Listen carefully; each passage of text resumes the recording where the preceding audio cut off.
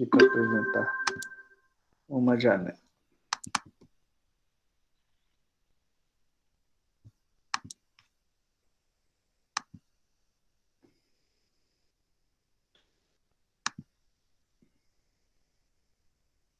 Estão vendo aí o slide ou não? Oh, maravilha. Não, Daniel. Oh, oi? O que foi, Jonathan? Você falou aí? Não, só o nosso rosto. Ainda não estou vendo, não. Slide. Ah, boto fé. Alguém aí tá vendo o slide, além da professora Andressa? Tava vendo, mas aí saiu. Agora Saiu? agora tá. Tá vendo, né? Sim. Até porque eu preciso. Sim, agora sim. Agora sim. Sim, agora sim. É porque. Espera aí, que eu vou. Não, deixa. Qualquer coisa, se alguém falar aí no chat, a professora Andressa, ela. Aliás, deixa eu fazer um negócio aqui para eu poder acompanhar o chat também. Deixa eu parar a apresentação aqui rapidinho. Aí eu vou abrir em outra janela isso aqui, que aí vai ficar melhor, eu acho.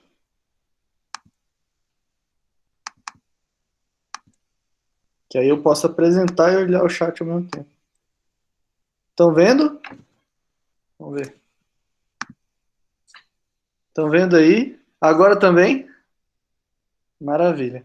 Gente, vamos fazer uma pequena revisãozinha, né? Se der só para dar um zoom para aumentar para ficar maior, se for possível, dá um zoom. Assim. Tá maior? Melhor. Maravilha. Então, gente, vocês estão vendo ainda, né? A tela? Beleza. Pequena revisão do que a gente viu semana passada, né? Primeiro, a gente viu aquelas duas notícias. Alguém lembra quais eram as notícias? Porque isso é importante para a aula de hoje. Alguém lembra quais eram as duas notícias que a gente viu no segundo slide?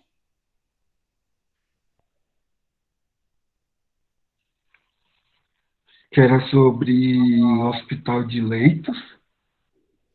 E, Não, não, foi no primeiro, né? Foi o primeiro. pode. Hospital de leitos foi do primeiro. É isso aí mesmo. O primeiro era só a capa. É. Sim. Então, assim, em uma notícia a gente viu o quê? A gente via lá, isso, prós e contras, exatamente, Laísa, perfeito. Ah, sobre a vacina. De um lado, a gente viu ali vamos dizer assim, os médicos tentando trabalhar, né, os profissionais de saúde, tentando trabalhar ali, salvar as pessoas que estavam entubadas e tudo. E a gente teve o recorde de mortes em um só domingo, né? Porque domingo é o dia que geralmente acontece menos mortes, porque as pessoas estão mais em casa e tal. Mas aí a gente teve o recorde num domingo, e aí do lado de fora, as pessoas fazendo carreata contra o isolamento social, né? E lá tinha tudo que era gente, tinha negacionista, gente que não acreditava em vacina, gente que fica falando aquelas besteiras que o vírus é da China e que não sei o que lá, e que é uma conspiração econômica. Tinha gente de todo tipo lá de fora, né? Contribuindo contra o trabalho das pessoas que estavam dentro do hospital tentando salvar a vida. Então, eu ficava pensando, aquelas pessoas lá fora, elas não estão imunes, né? Elas não estão imunes, elas pegam o vírus que nem eu e você. Por que elas estão protestando na frente do hospital, atrapalhando, né, o trabalho de quem está salvando vida lá dentro, né? Quem está tentando controlar os danos do Covid, né? Estava atrapalhando o trabalho do pessoal. Por quê? Né? Como é que é possível que essas duas coisas estejam tão próximas acontecendo no mesmo lugar, né, que a gente chama Brasil aqui? Como é que isso é possível? Então essa foi a questão central que eu trouxe para vocês. Então aí no próximo slide a gente viu sobre o conto da caverna, né? Lembra que todo mundo nasceu lá dentro da caverna, eles só viam projeções na parede, até que uma das pessoas ela se liberta e aí ela vai lá para fora. Isso é Sócrates contando a história, lembra? Através de Platão, lembra disso? Ou não? Aí ele viu lá fora, ele viu que as coisas têm luz, que elas têm cheiro, aliás, que as coisas têm cores, que elas têm cheiro, que elas têm textura, que elas têm profundidade, que são muito mais do que aquela sombra que tinha lá dentro, né? E aí o Sócrates falando, né? Se essa pessoa voltasse para contar para as outras tudo que ela viu lá fora, provavelmente as pessoas iam ficar tão indignadas com elas que iam matar ela, né? Por quê? Porque a pessoa está incomodando, ela está tirando aquelas pessoas da rotina, do que elas estão acostumadas ali, né? Ela está vindo aqui propondo uma outra realidade, que ela pode ser mais colorida e tudo, mas é mais desconfortável. Por quê? Porque você tem que olhar para o sol, né? Aprender a olhar para o sol, lembra? Que o sol te cega primeiro, né? Mas depois que você se acostuma com a luz, você começa a ver as coisas. Então as pessoas não queriam olhar para o sol, né? É que nem eu falei quando você vai a primeira vez tocar um instrumento, né? Ou a primeira vez que você vai escrever. Alguém lembra aqui de quando vocês começaram a escrever ou não? Alguém aqui lembra do aprendizado? Alguém lembra de você aprendendo a escrever? Alguém aqui tem um irmão mais novo que você ajudou ele a aprender a escrever?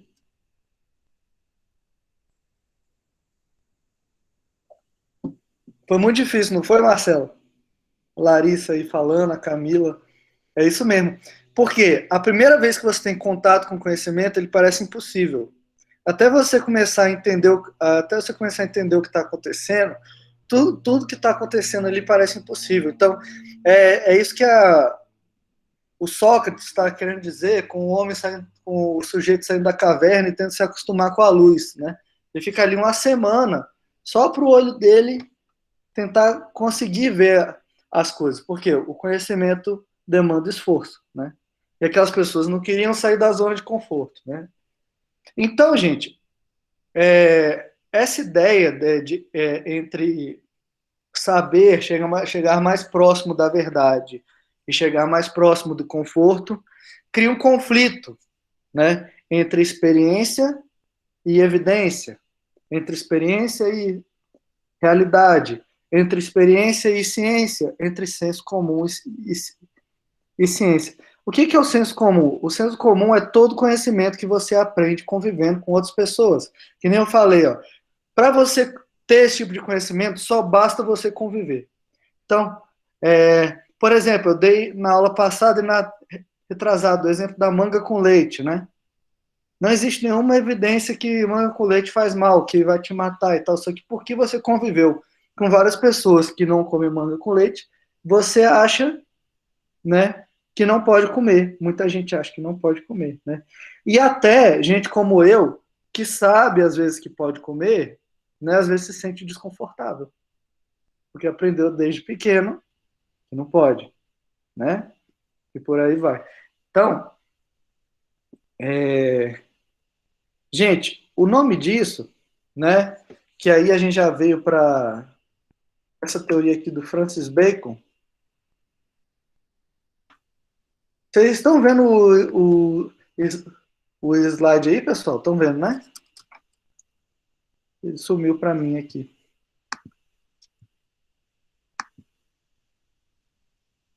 Dá para ver, sim. Engraçado que ele sumiu para mim aqui. Você está no viés de confirmação, não é? Isso. Deixa eu ver se eu acho ele aqui. Aí, beleza, apareceu. Então, gente, é isso. Às vezes a experiência ela entra em choque com a realidade. Às vezes o senso comum entra em choque com a ciência, né? Então, assim, isso pode ser uma coisa natural da vida, né? Isso pode ser uma coisa natural da vida, que muitas vezes você aprende na sua educação, na sua experiência com seus amigos, com a sua família, umas coisas, né? E daí, quando você vai confirmar se essas coisas são verdade ou não, você se depara com outra realidade, você se depara com uma coisa que a sua família, que os seus amigos nunca tinham mencionado para você, nunca tinham falado com você, nunca tinham ensinado para você, que seus irmãos, que a sua mãe, que os seus amigos, né? Que, ou seja, que está fora da sua criação, está fora do seu sistema de crenças, né? Aí, quando você se depara com essas coisas, né? No caso com a luz, quando você sai da caverna, você tem duas opções, né? Uma, ou você escolhe, vamos dizer assim, questionar tudo que você aprendeu até agora, né? Sobre aquele assunto ou sobre a sua vida, né? Porque uma vez que você desconfia de uma coisa, você pode desconfiar de todas as coisas, né? As evidências podem te fazer desconfiar de todas as coisas, né? A ciência, ela só é um tipo de conhecimento tão provado assim, porque ela desconfia de tudo, até de si mesma, né? A ciência nunca está satisfeita com os resultados, ela está sempre testando e retestando, e experimentando e reexperimentando, e de novo, e de novo, e de novo, e de novo, porque ela está sempre desconfiada. Então a ciência não faz só você desconfiar daquela coisa que você aprendeu, faz você desconfiar de tudo. Então você pode ter duas posturas. Uma, você aceita que você não tem certeza de nada, né, e que a sua ideia pode mudar, ou você escolhe ignorar as evidências, você escolhe ignorar as provas e continuar acreditando no que você acredita, né? Você pode continuar ensinando para o seu filho ou para o seu irmão mais novo, né, que se ele comer manga com leite ele vai morrer, ou que ele vai passar muito mal, ou por aí vai, né? Então, assim, às vezes a evidência ela pode chegar num ponto, né, e fazer você questionar tudo a sua vida inteira. Mas isso é muito desconfortável. Isso é tipo como olhar o sol pela primeira vez. Ou você pode simplesmente ignorar aquela evidência e continuar vivendo do jeito que você está vivendo. Às vezes isso, gente, é uma coisa natural da vida. É natural que a gente não seja criado com a ciência, né? A ciência tem que comprovar tudo. Imagina ali se toda vez que a sua mãe te mandasse escovar o dente, ela tinha que provar com uma pesquisa científica que é bom para você aqui, né? Imagina. Parece meu filho. É, imagina se toda vez que ela fosse te mandar escovar o dente, você falasse, não, mãe, eu não aceito. Primeiro eu quero ver todas as pesquisas que foram feitas na área sobre escovar o dente, né? E você não ia aprender a língua, você não ia aprender nada, você não ia conseguir funcionar, né? Então, assim, é muito normal que a ciência venha e que ela faça e que ela entre em conflito com a sua criação, com a sua realidade, com tudo, né? É muito comum isso. Mas, gente, às vezes isso não é um processo natural ou acidental. Às vezes isso, gente, é premeditado. Às vezes, gente, o viés de confirmação, ele é criado socialmente para te controlar, né? Às vezes o viés de confirmação é mais interessante para pessoas que têm interesse em te controlar. Deixa eu fazer uma pergunta para vocês. Quem vocês acham, como é que você, se você tivesse uma loja, né? Vamos dizer que você tem uma padaria, né? Vamos ver aí. Larissa tá aí? Tá aí, Larissa? Alguém quer participar? Abrir o microfone e participar? Alguém aí? Laís, Isabelle, Rian. É Rian ou é Ryan? Beatriz, Maria Eduarda. Cadê alguém? É só bater um papo aqui, gente.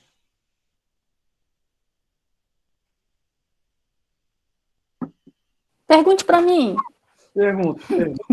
Jonathan, você quer bater esse papo comigo?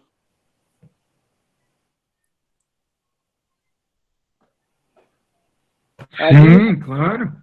Maravilha, Jonathan. Então me diga aí. Seguinte, imagina que você tem uma padaria, né? Imagina que você tem uma padaria, beleza?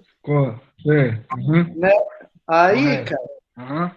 você está estudando ali quem é o seu mercado, qual é o pão favorito do seu bairro, beleza? Para você vender o pão para essas pessoas. Tranquilo? Você está me acompanhando Beleza. aí? Beleza, então você acabou de montar uma padaria É, e você quer, beleza, tô. beleza, e você quer vender pão para as pessoas. Como é que você acha que o custo vai ser mais barato para você vender pão para as pessoas? Se todo mundo gostar do mesmo pão ou se cada pessoa gostar de um pão diferente?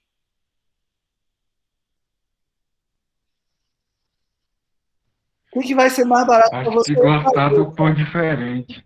Como é que você vai ter mais lucros? Se cada um gostar de um pão diferente ou se você tem que fazer um Não pão só para todo entendi. mundo?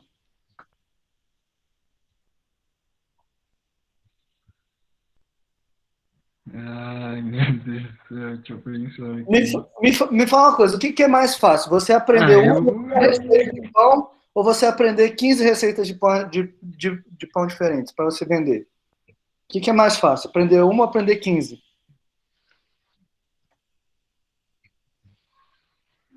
Aprender 15. É mais fácil que aprender uma? Aprender 15 é mais fácil que aprender uma. Não, é mais fácil aprender um do que 15. O que é mais fácil? Não, aprender um é mais fácil. O que é mais fácil para você? Comprar ingrediente para fazer um tipo de pão ou comprar ingrediente para fazer 15? Comprar um. Comprar para um tipo de pão. Então, onde é que você vai lucrar mais e que vai ser mais fácil para você? Se você tiver que fazer um pão, ou um tipo de pão, se você tiver que fazer 15 tipos.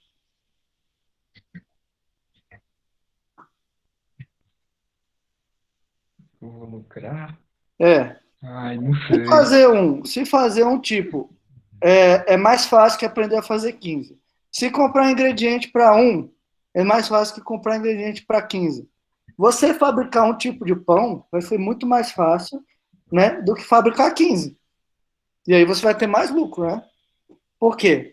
Então, veja bem, Jonathan, vai ser muito Exatamente. fácil, ó, vai ser muito mais fácil para você ficar rico se as pessoas gostarem de um pão só. Se todo mundo em São Sebastião gostar de um pão só, e você tiver que fazer um pão só, você vai ter muito mais lucro do que se você tiver que fazer 15 pães diferentes, né? Agora, vou fazer outro exemplo. Imagina que você é a Rede Globo, beleza? Você é o dono da Rede Globo, né? Beleza. E você, e Beleza. você agora vai ter que transmitir jogo de futebol. Beleza? Sua principal fonte de renda é novela Uhum. e jogo de futebol. Beleza? Como é que você acha que vai ganhar mais dinheiro? Beleza. Como é que você acha que vai ganhar mais dinheiro? Se você tiver que transmitir jogo de futebol, se você tiver que transmitir jogo de futebol de todo o time local do Brasil, por exemplo, em Brasília você tem que transmitir jogo do Gama, do Brasiliense, lá em Santa Catarina você tem que dar Chapecoense do Uhum. Joinville. Então, no Brasil inteiro, você vai ter que transmitir um tipo de jogo para o time da cidade. O que vai ser mais barato? Uhum. Se você tiver que transmitir esse jogo para cada local com seu time da cidade, ou vai ser mais barato se a maioria do país torcer para o Flamengo e para o Corinthians, e você tiver que transmitir um jogo só para todo mundo. O que vai ser mais barato? Se transmitir um jogo só para todo mundo ou transmitir o jogo do time de bairro de cada cidade?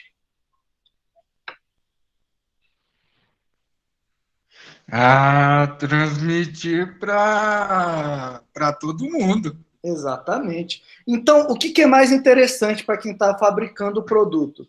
Que todo mundo gosta da mesma coisa ou que todo mundo gosta de coisas diferentes?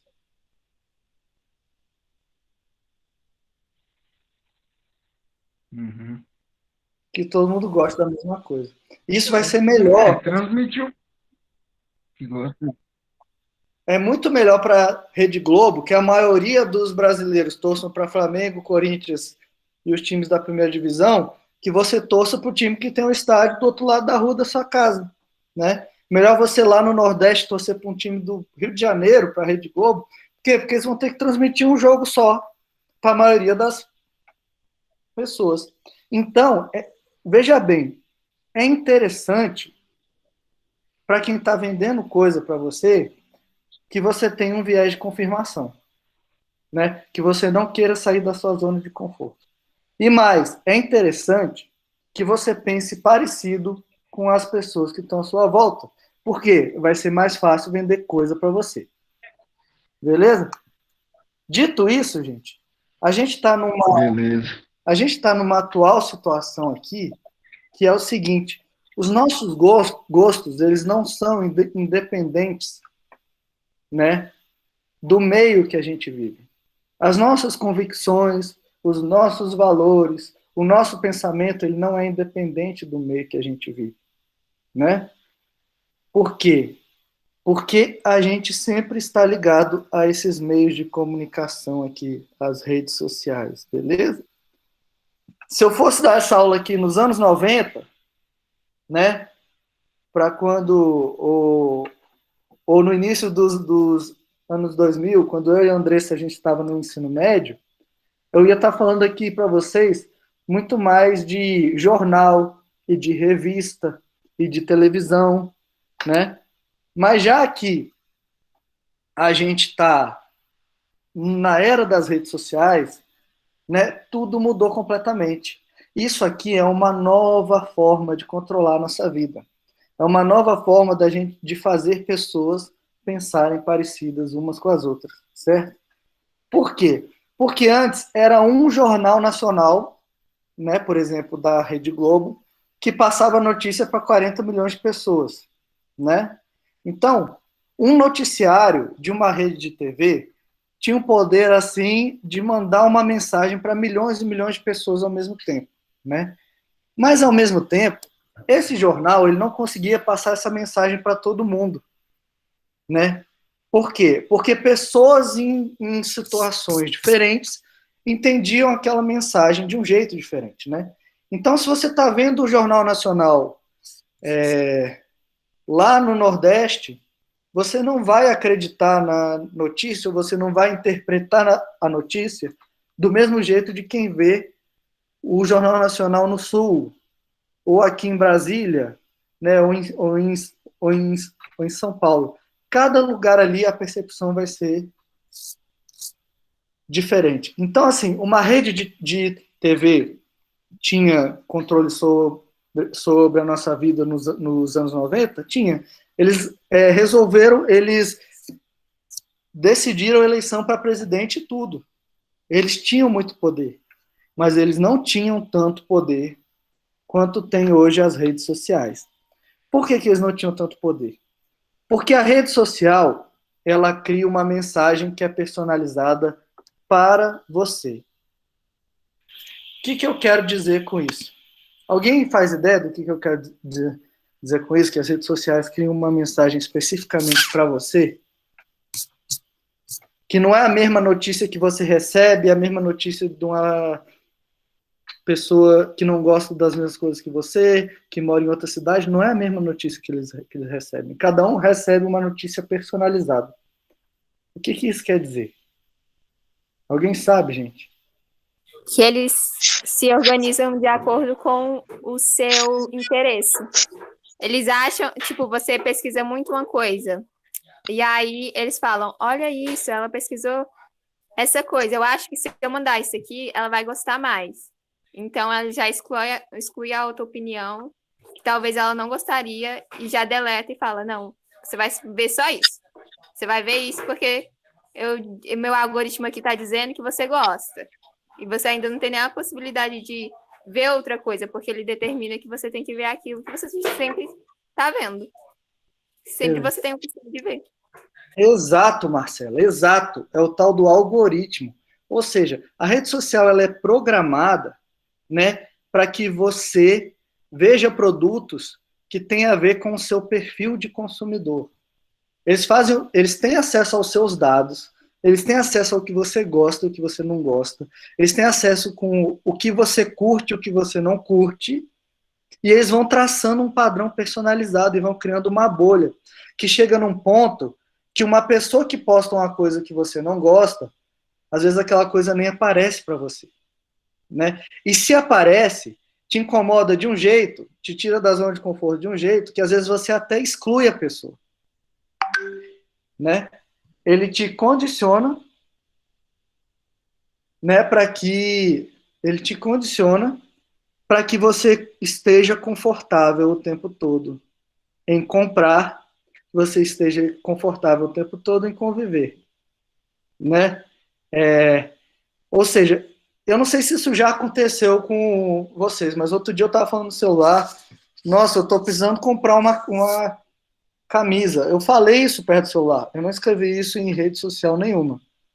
Próxima vez que eu entrei no Instagram, era um anúncio de camisa a cada 4 ou 5 posts. Tinha um anúncio patrocinado de camisa. Né? Tentem fazer essa experiência. Hoje em dia, o seu celular ele tem reconhecimento de voz. Então, até o que você fala perto do celular pode ser transformado em produto, pode ser transformado em O publicidade. pior não é nem quando você fala e ele aparece a propaganda. O pior é quando passa no seu pensamento e já aparece na propaganda. Que Às vezes é comum também. Ou seja, influencia a forma com que a gente pensa também. Então, quantas vezes eu não falei nada, só pensei e a propaganda apareceu. Já cheguei nesse nível. Exatamente. Então, o que acontecia, né? A Globo, ela tinha um limite para dizer para você o que era verdade, né? Porque ela podia ser acionada pelo Ministério Público, ela podia ser processada por cientistas, porque era uma instituição que tem CNPJ, que tem identificação, beleza? A instituição está lá. Se o cara no Jornal Nacional fala uma coisa que não é científica, o cientista pode ir na justiça e exigir direito de resposta. Ou seja, isso já aconteceu várias vezes do Jornal Nacional, do Jornal Hoje, o Jornal do SBT, ou a revista que a sua mãe lia, serem obrigadas a dar espaço para o cientista lá falar, ó, isso que foi falado estava errado, beleza? Só que o que acontece? As redes sociais, elas não têm rosto. Qualquer anônimo pode te dar uma notícia.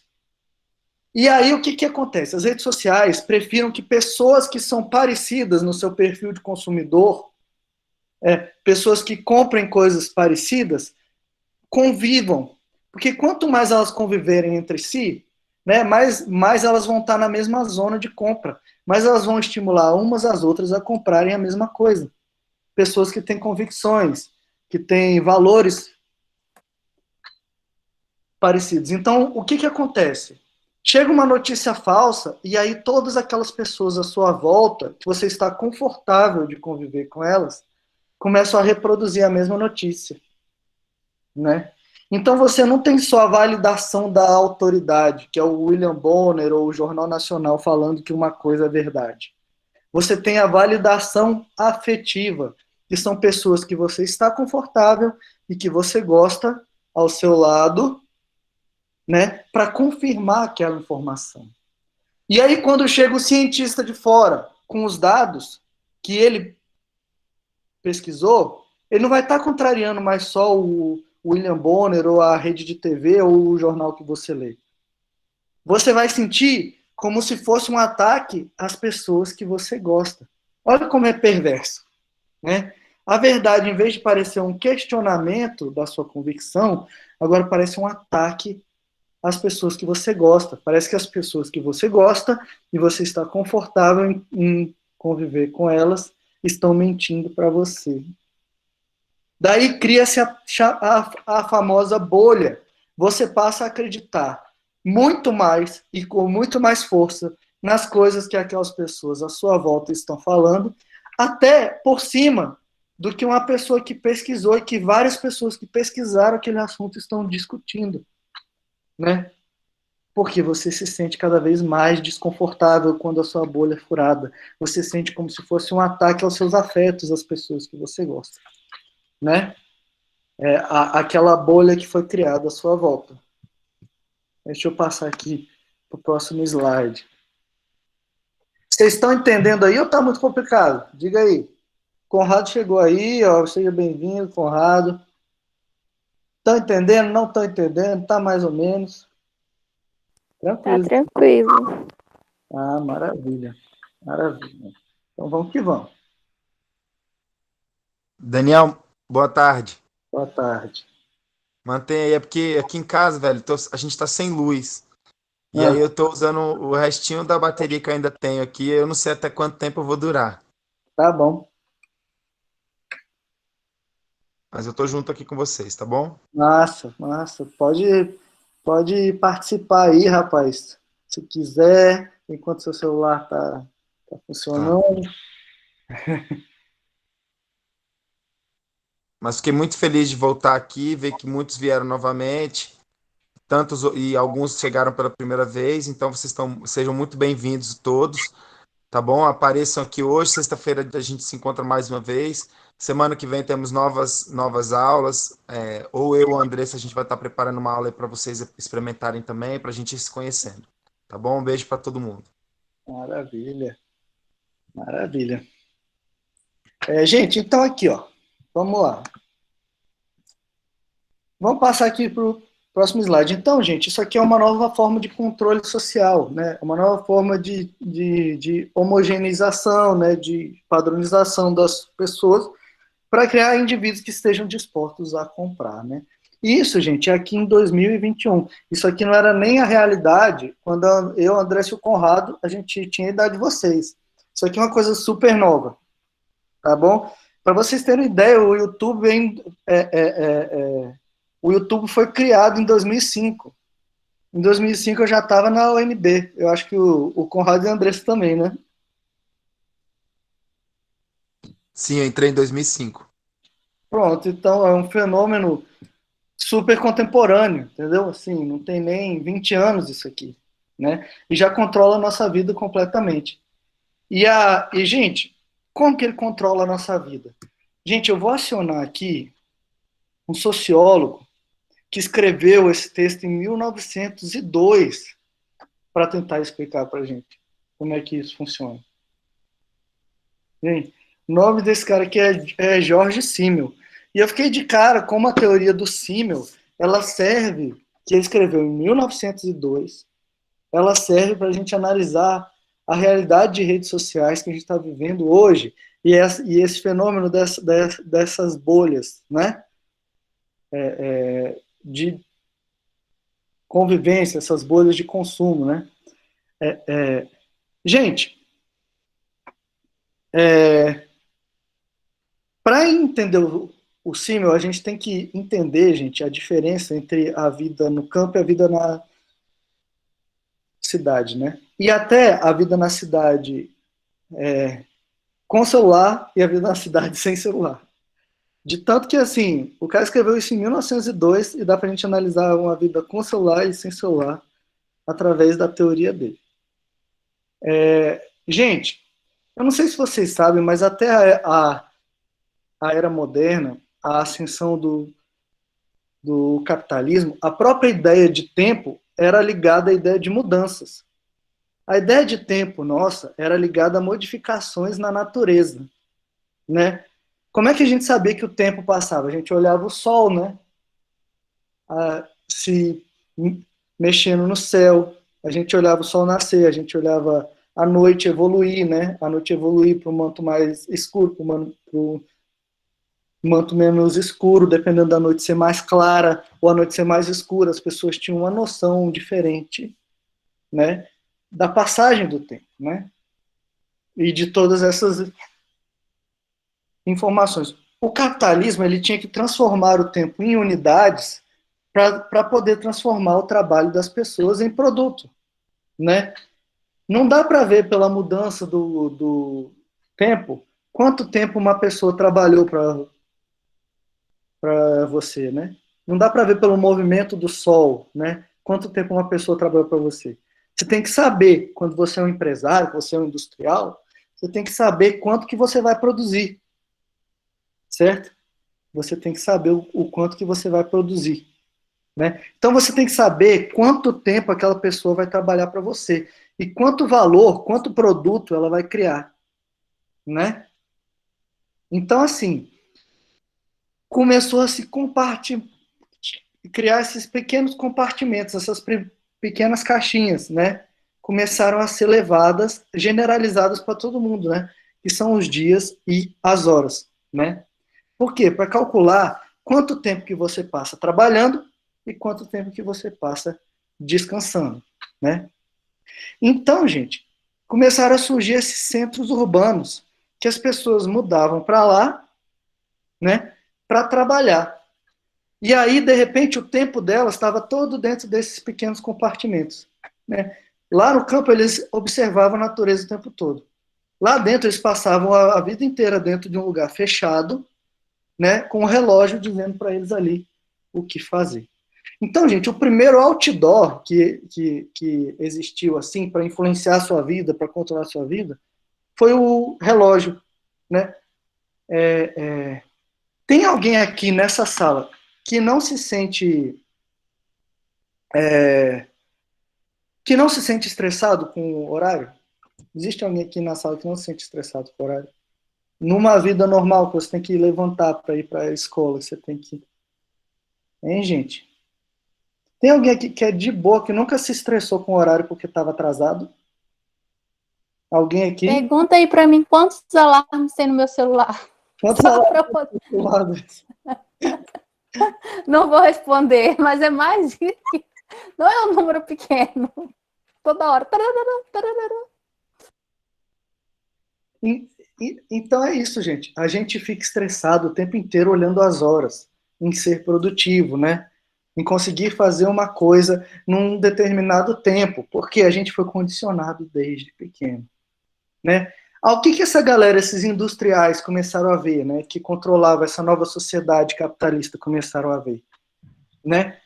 Que a sugestão pode virar regra, né? Que uma pessoa que está exposta a relógio o tempo inteiro, ela tem uma tendência a deixar o relógio controlar a vida dela, não é? Se você está ali olhando o relógio o tempo inteiro, você está muito mais predisposto a um relógio controlar a sua vida, né, do que uma pessoa que nunca olha o relógio, né? Então aí eles começaram a pensar, eu posso fazer isso com outras coisas, né? Eu posso aqui aí criar propaganda, criar outdoor, criar várias informações aqui, eu posso juntar um monte de gente num lugar só, porque estando um monte de gente num lugar só é mais fácil controlar do que estarem todas as pessoas espalhadas. É mais fácil eu vender, é mais fácil essas pessoas trabalharem se elas estiverem todas amontoadas num lugar só. E aí as grandes cidades foram nascendo. E aí, como relógio, qualquer lugar que você olha dentro de uma grande cidade tem informação. Seja alguém querendo te vender alguma coisa, seja alguém anunciando alguma coisa, seja alguém falando alguma coisa num microfone, seja um letreiro cheio de cor para todo lado, né? Gente, alguém tem a família no interior do Brasil? Meus avós moram no interior. Em interior de que estado, Marcelo? Maranhão. Maranhão, muito bem. Quando você vai para o Maranhão visitar seus avós, me diga uma coisa. Você se sente tão estimulada visualmente quanto você se sente aqui em Brasília? Calma aí, eu falei uma coisa errada. Minha avó mora no interior do Tocantins. E agora eu estou morando no Maranhão.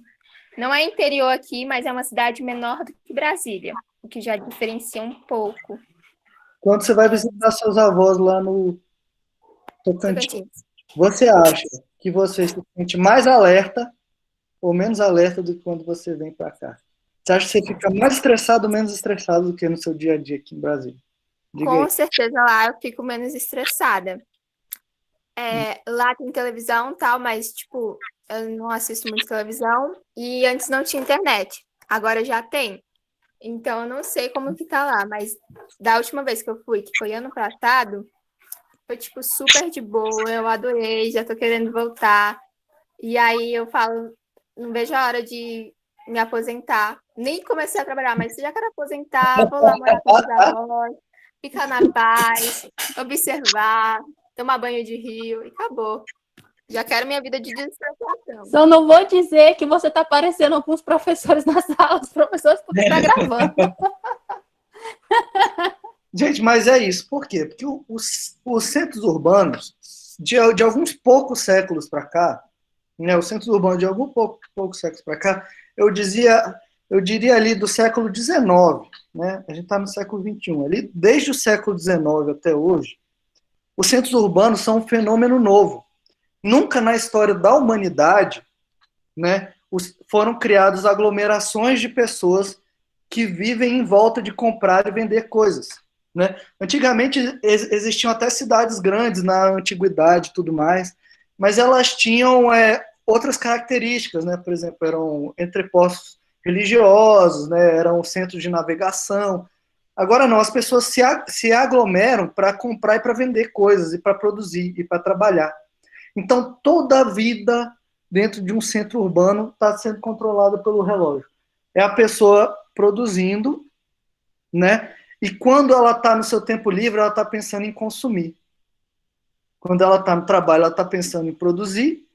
Quando ela está no tempo livre, ela está pensando em consumir. Por exemplo, vocês já pararam para pensar nas músicas que estão fazendo sucesso atualmente, por exemplo? Né? Quantas músicas dessas falam que, por exemplo, você tem que ser rico para ter sucesso com a menina ou o menino que você gosta, né? Quantas estão falando que comprou um carro, que fez isso, que fez aquilo, né? Isso aí não é por acidente. A cidade, ela te coloca num ciclo de estímulo permanente, né? Ou quando você está no trabalho, você está produzindo o tempo inteiro, e quando você sai do trabalho, você está vendo letreiro toda hora, você está pensando em consumir o tempo todo. Você está ouvindo música que está te mandando consumir, né? Você está vendo propaganda no seu celular, propaganda na rua, outdoor, né? Carro com propaganda para todo lado. Você está lá dormindo 2 horas da tarde, passa o carro da pamonha, te acordando, te mandando consumir pamonha, e por aí vai. Você não tem aqui você não tem Exatamente. o privilégio do silêncio, você não tem o privilégio para se autocontemplar, para se auto-observar, né? Só pensando em consumir alguma coisa, ou responder alguém, ou fazer alguma coisa, porque o tempo está acabando. Né? Agora, pensa bem, numa cidade do interior, você pode sentar lá na beira do rio, né? E só ouvir os passarinhos. Vocês já fizeram isso? Senta sem celular, né? E ouvir os passarinhos, e ouvir a natureza, eles não estão demandando nada de você, né? Você senta ali, eles não estão demandando nada de você. Agora, quanto mais cidade você está, eles demandam de você.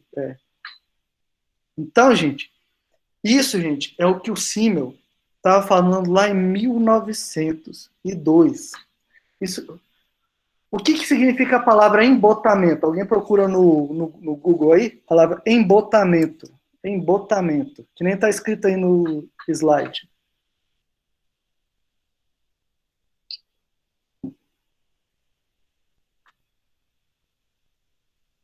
Alguém aí que tenha o Googlezinho, vamos lá, embotamento. Pode ser Isabelle, Laís, Joana, Jonathan, Beatriz, Laísa. Alguém, gente, sabe o que é embotamento?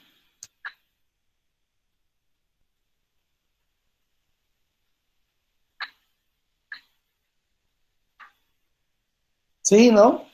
Talvez, quem sabe? Aqui, ó. Embotamento. Oi? Ato ou efeito de embotar. E o que é embotar, Laísa? Eu também saí com essa daí. Eu falei, isso não ajuda. Não. O que é embotar? Eu também ganhei esse. Então? Bota aí, embotar, que vai aparecer no Google rapidinho. Deixar menos aguçado. Pronto. Pronto. Gente, exatamente isso. Embotamento dos sentidos é deixar o seu sentido menos aguçado. Por exemplo, eu vou dar um exemplo aqui para vocês. Imagina vocês estão lá na casa de vocês aí, que Laísa mora na roça, né? Não tem muito barulho, não é isso, Laísa? Isso, graças a Deus. Não, Laísa, vamos dizer que você está na sua casa ali, tomando um sol no seu quarto, no seu quintal, né? E aí uma pessoa grita socorro.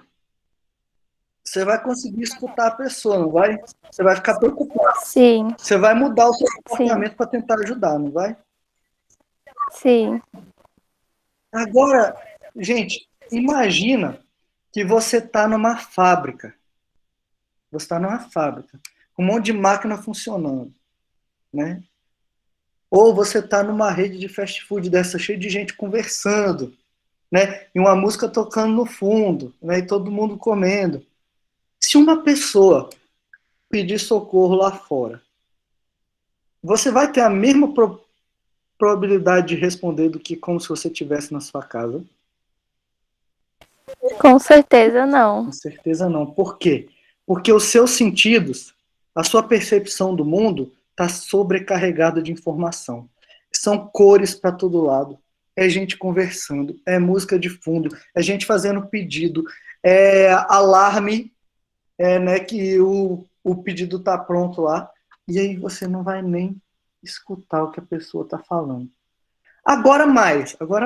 Se você estiver olhando no seu celular, se você estiver concentrada, vendo redes sociais, Também não escutaria. aí é pior ainda. Por quê? Até o seu cérebro interpretar o pedido de socorro, né, vai demorar muito mais do que se você estivesse na beira do rio. Né? Verdade. Ou mesmo vai demorar muito mais do que se você estivesse nessa mesma rede de fast food com esse tanto de gente sem olhar no seu celular. Né? Verdade.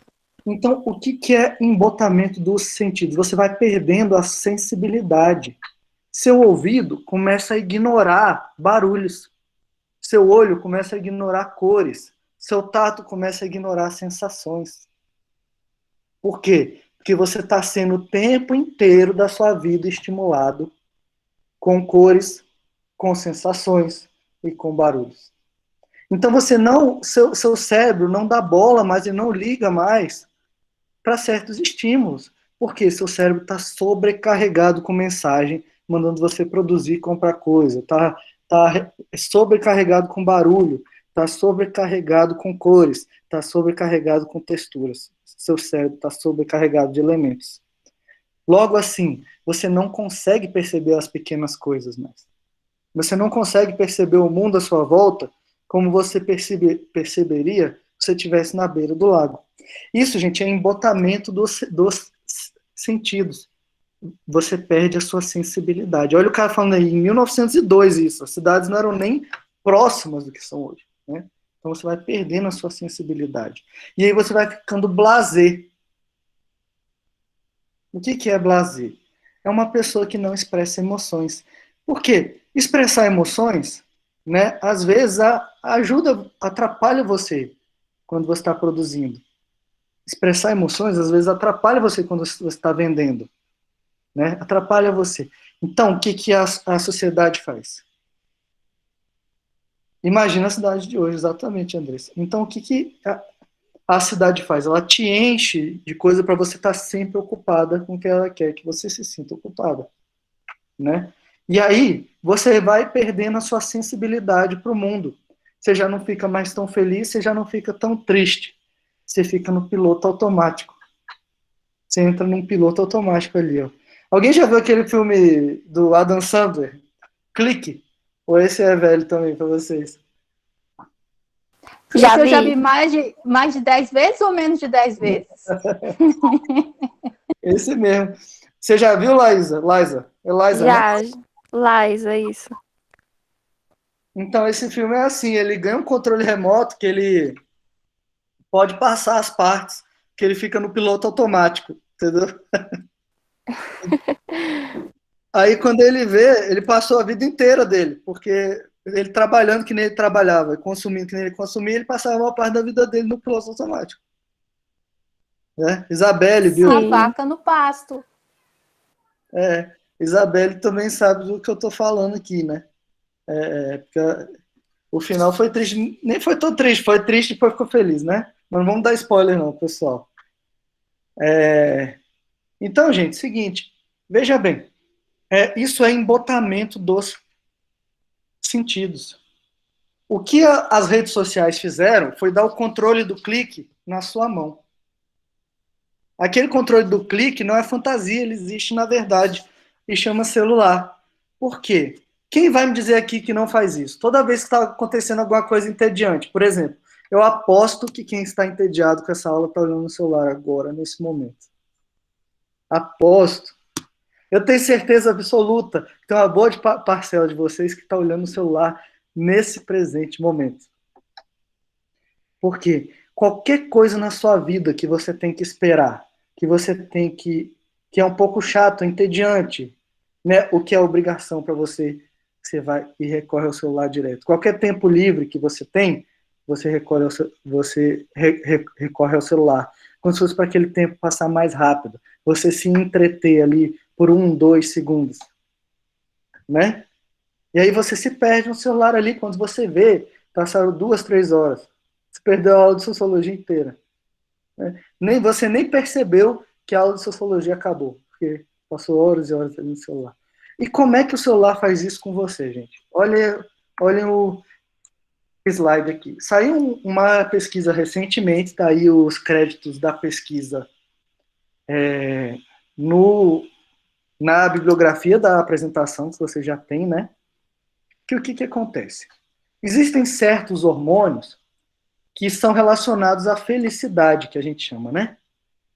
Ou seja, que quando você está feliz, você libera uma série de hormônios, né? Entre eles estão a endorfina, que é depois que você malha pra caramba, né? Ou que você joga futebol, você joga vôlei, queimada, né? Você mexe o corpo, você sente aquela sensação de satisfação. Tem a serotonina, né? Que está ligada a uma felicidade de certos acontecimentos específicos da sua vida, ela é mais rara acontecer. E tem a dopamina, que ela está ligada a pequenas felicidades, né? Por exemplo, quando você dá uma mordida numa comida que você gosta ali, né? Ou quando você recebe uma notificação no seu celular que alguém comentou a sua foto, né? E por aí vai. O que acontece? Toda vez que você recebe uma notificação no seu celular, que você dá uma mordida na sua comida favorita, né? O seu cérebro libera uma pequena quantidade de dopamina. A dopamina, gente, ela foi feita para fazer você... para ser liberada algumas poucas vezes por dia. Entendeu? Por quê? Porque o sentimento dela é transitório, ele passa rápido. Entendeu? Então, assim, o nosso cérebro evoluiu para ter pequenas doses de dopamina todos os dias. Mas o que o celular, o controle do clique, né, o celular fez com você? Ele fez toda vez que você ouvir, né, uma notificação, você ter uma pequena sensação de satisfação, uma pequena liberação de dopamina. Então, com seu celular tocando aí do seu lado o dia inteiro, você libera dopamina durante o dia todo. E o que acontece? Já foi comprovado através de pesquisa que dopamina vicia. Então, quando você é exposto a pequenas doses de dopamina o dia inteiro, né, quando há muitas e muitas e muitas pequenas doses de dopamina o dia inteiro, né, o seu cérebro fica viciado em dopamina. Ou seja, você passa a ser dependente do seu celular. Quem aqui já passou por isso? Você está vendo filme, ninguém te mandou mensagem, né? O mundo, 2 pontos, né? E você, olhando o celular o tempo todo. Quem aqui aconteceu isso já? Você está vendo um filme, e aí seu celular não tocou, você olha o celular 3, 4 vezes. No meio do filme. Só para ver se tem alguma notificação. Alguém aqui faz isso? Pode ser sincero, gente. Aí, ó. A Laís assumiu que é verdade. Eu faço também. Sabe o que isso significa, gente? Que você já está viciado em dopamina. Seu cérebro está clamando, né, para ter uma nova dose, né? Você está viciado, você está procurando ali uma nova dose, mesmo quando não tem, quando ele não está tocando, você está olhando. E isso é o quê? É interessante para quem está vendendo coisa para você. Quanto mais você estiver olhando no celular, mais anúncio você vai ver. Muitas vezes você abre ali, você já ficou viciado em notificação, então você abre ali para ver o que está acontecendo, porque você está infeliz que não tem notificação. Então você abre o Instagram sem motivo nenhum, ou qualquer rede social, WhatsApp, só para ver o que está acontecendo. E aí você vê o quê? Anúncio. Né? Aí o que acontece, gente?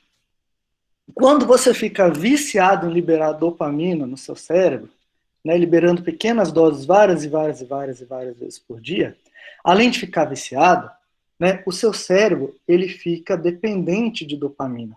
Então, ele prefere recorrer a uma dose de dopamina do que a uma dose de serotonina ou uma dose de endorfina, que é aquela que você ganha quando você malha, ou, por exemplo, quando seu filho nasce, seu cérebro libera um monte de serotonina, que é um hormônio que dá a sensação de realização, de felicidade a longo prazo, né?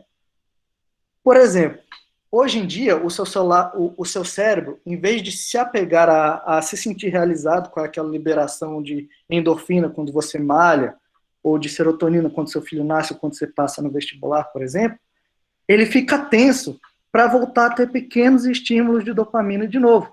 Exemplo, gente, quando eu passei no vestibular, né, em 2003, quando eu passei no vestibular, as pessoas iam para a UNB olhar impresso na parede, né, o seu nome, se o seu nome estava lá ou não. Então a gente se reunia lá, todo mundo se reunia para ficar olhando a lista que eles pregam na parede. Era isso que acontecia. Não sei se a Andressa passou por isso. Passou por isso, Andressa? Mais ou menos. Eu lembro disso. Eu não fui lá, não, mas eu lembro. O pessoal saía todo sujo, foi lá farinha, Isso. E aí, ovo, tinta. e aí era tipo um Woodstock, era tipo um festival de rock, assim. Tipo assim, claro que tinha muitas pessoas que ficavam deprimidas, assim, mas as pessoas que viam o nome lá, né, como foi meu caso, elas... Era carnaval, virava carnaval. Eu lembro que eu gritei tanto de felicidade, de gritar de felicidade mesmo, que eu fiquei uma semana sem voz, eu fiquei afônico, fiquei zero vozes. Eu não conseguia falar, eu tinha que escrever as coisas para me comunicar com as pessoas, de tão feliz que eu fiquei gritando, né? Daí, gente, há uns anos atrás, eu fui observar uns alunos meus que quiseram ir lá no NB olhar o resultado. Era uma época que ainda tinha, né? Isso, que tinha os dois. Hoje em dia eu nem sei se tem mais, assim. Mesmo antes da pandemia, eu nem sei se tem mais a lista física, né? Hoje em dia é só celular. Mas teve um ano aí, não sei se 2014, que a lista física e a lista digital ainda coexistiam, né? Quando a lista saiu e o pessoal foi lá e olhou o nome deles, nada daquilo que eu estava esperando que eu vivenciei aconteceu com eles. Todo mundo pegou o celular, começou a mandar mensagem para todo mundo e responder mensagem. Ninguém conversava com ninguém. E aí, toda vez que a gente começava a conversar com outras pessoas, as pessoas pegavam o celular para olhar, para conversar, falando que tinha pegado o celular. Claro que estava feliz, né? Sim, o pessoal estava feliz, estava sorrindo e tal. Mas aquela celebração coletiva, aquela farinha, as coisas, a gritaria, o choro, nada disso estava acontecendo mais. Por quê? Porque as pessoas, em vez delas se entregarem a uma felicidade ali plena, que por algumas horas ali você não se preocupa com nada mais no mundo, né, que é uma felicidade plena que seu corpo provê para vocês, todo mundo ficou imediatamente preocupado com o celular. Para avisar fulano, para responder mensagem, para isso. Ou seja, as pessoas não tinham mais capacidade, por mais que elas quisessem, de experienciar aquele momento sem o celular. Mesma coisa hoje, quando o filho de alguém nasce, vocês podem ver, a primeira coisa você vê o pai lá, mandando mensagem de celular para todo mundo. Né? Isso, gente, dopamina é uma coisa necessariamente ruim? O estímulo da rede social é uma coisa necessariamente ruim? Não, mas o excesso é. Por quê? O seu corpo fica fisicamente impossibilitado de ter a experiência de uma alegria mais duradoura, de uma alegria mais despreocupada. Você volta a ficar imediatamente preocupado com o tempo, preocupado com o celular, preocupado com as notificações e querendo receber aqueles estímulos de dopamina. Segundo, o Simmel, ó, em 1902, o excesso de informação, o excesso de estímulo, o excesso de horário, o excesso de imagens, né, de ruídos, de texturas, fazem com que você fique mais insensível. E logo você ficando mais insensível, você fica mais indiferente. Você ficando mais indiferente, você tem mais dificuldade em sentir uma felicidade mais plena e duradoura, em sentir realização plena e duradoura, né? Ao contrário, você tem que estar o tempo inteiro respondendo aqueles estímulos, então você não consegue relaxar e aproveitar a sua vida, né? Diga. Daniel, é só porque a gente tem mais ou menos 1 hora de aula já, e aí eu queria saber mais ou menos, porque eu acho que os meninos começam a ficar cansados, tá? Esse negócio de tela, a gente tá falando das telas, estamos pregados no computador, no celular também. Aí eu estava pensando se de alguma forma a gente podia abrir para eles falarem, como, sei lá, participarem Eu só um vou pouco. concluir aqui, porque eu estou bem no finalzinho já. Beleza. Pode ser? Então tá. Olha só, o cara falando que em 1902 a gente em 1902 a gente comprometia a nossa felicidade e bem-estar a longo prazo, a gente ficar o tempo inteiro sendo estimulado, porque a gente não conseguia curtir aquelas realizações, aqueles acontecimentos, porque a gente estava sempre preocupado com o próximo estímulo, com o próximo acontecimento. Isso é o cara falando lá em 1902. Hoje em dia o celular pegou essa teoria do Simmel e transformou em 1000 vezes mais verdade. Porque hoje a gente está muito mais ligado do que há 20 anos atrás, que há 15 anos atrás. A gente está 10, 15 vezes, 50 vezes, 100 vezes mais ligados na próxima novidade, no próximo que vai acontecer, anos atrás. E isso gera outra consequência.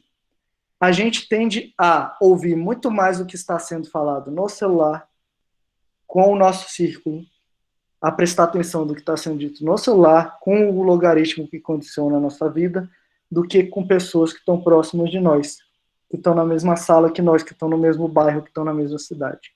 Logo, é muito mais fácil criar a bolha, que a gente está viciado em dopamina e prestando atenção o tempo inteiro no celular, em pessoas que concordam com a gente e pronto. Então é isso, gente. Vamos lá. Quer falar alguma coisa aí, Andressa, antes de abrir para os alunos? Não, agradecer que realmente esse é o tipo de dopamina que eu gosto de receber. Dar uma olhada assim e ver outro professor dando aula, eu gosto muito.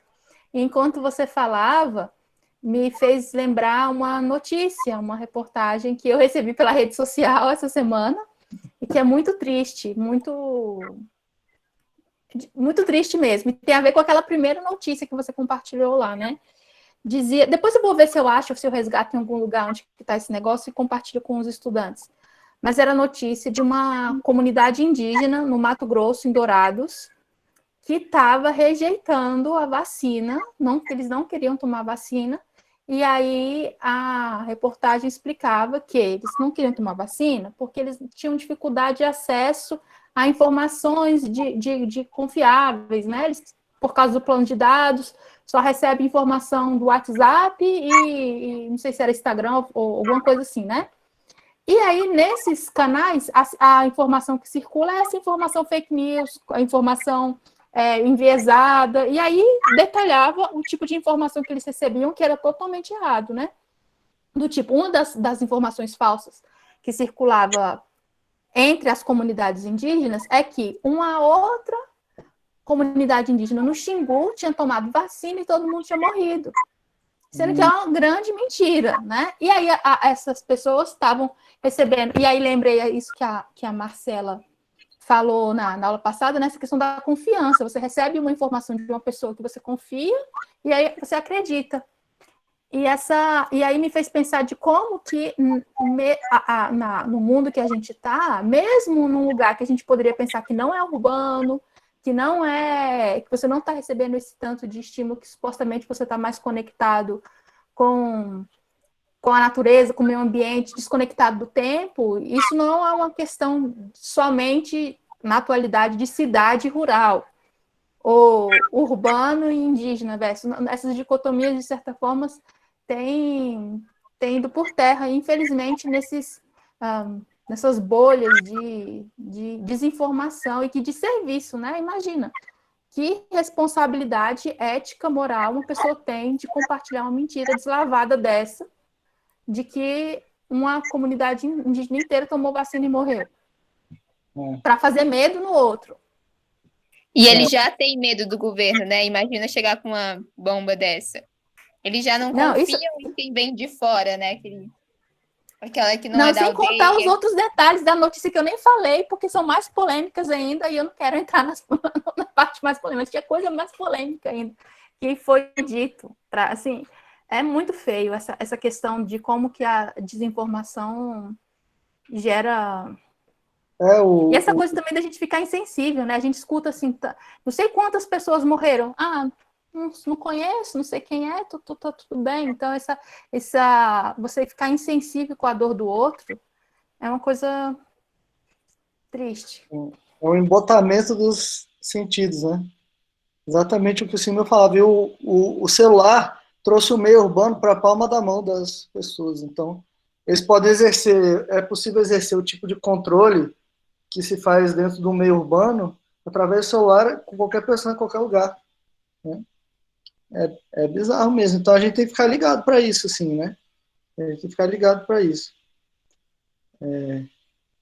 Alguém tem mais alguma contribuição aí?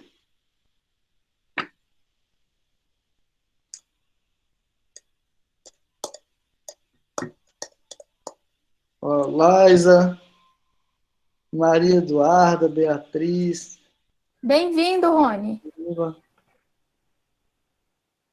Cadê Rian? O Ryan, Rony. Rony, me relembra que turma que você é mesmo, para eu anotar aqui? Só põe no chat para mim depois, por favor. Andressa, eu acho que eles ficariam mais confortáveis se você parasse de gravar. Então... Acho que a gente pode tentar. Boa ideia. Vou desligar. Tchau para quem está vendo a gente do YouTube. Para ver o final, você tem que vir na próxima aula.